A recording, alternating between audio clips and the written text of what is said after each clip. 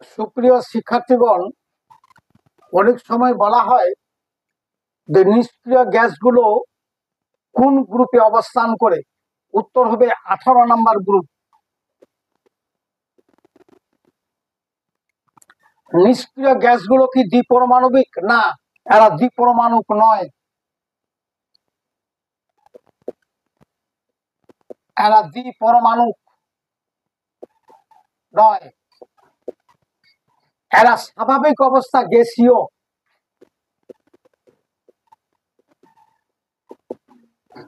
এদের অবস্থান হলো বায়ুমণ্ডলে, বায়ুমণ্ডলের যে অবস্থান। এদের সাধারণ ইলেকট্রন গঠন হলো NH2 NP6। এই মৌলগুলো হলো যথাক্রমে হিলিয়াম, নিয়ন, আর্গন, ক্রিপ্টন, জ্যানন, রেডন ও অর্গানেশন।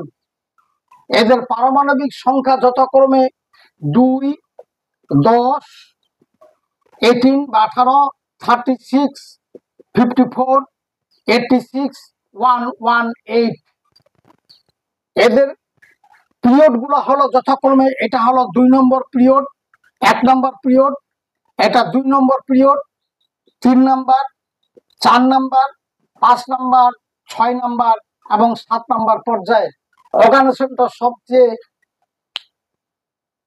শেষ পর্যায়ে 7 নম্বরের, এবং সেটার পারমাণবিক সংখ্যা 118। এই হলো নিষ্ক্রিয় গ্যাসগুলো। নিষ্ক্রিয় কেন? বহিঃস্থ কক্ষপথে তাদের ইলেকট্রন দ্বারা পরিপূর্ণ হওয়াতে তারা ইলেকট্রন আদান প্রদান করে না, সুতরাং আয়নায়িত হয় না, এই জন্য অন্য কোনো যৌগের সঙ্গে তারা যুক্ত হয় না। এই হলো তাদের নিষ্ক্রিয়তার কারণ। এবং এদের বহিঃস্থ কক্ষপথে ইলেকট্রন দ্বারা পরিপূর্ণ, 8টি ইলেকট্রন হিলিয়াম ছাড়া।